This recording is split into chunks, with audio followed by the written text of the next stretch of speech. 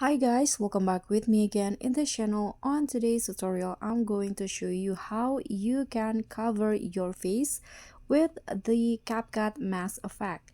So if you don't want to use just a blur effect, you can use this variety of mask effects to cover your face.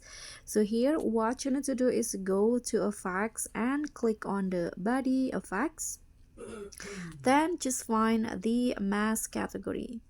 So under the mask category, there will be lots of options, and if you want to cover your face, you can use this mask effect.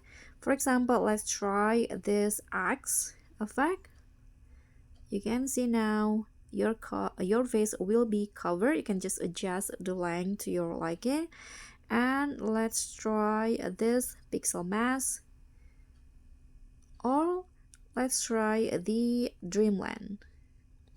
So just select the masking effect to cover your face to that you like the best.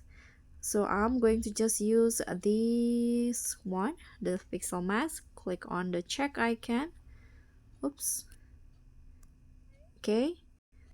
Here, adjust the length to your liking.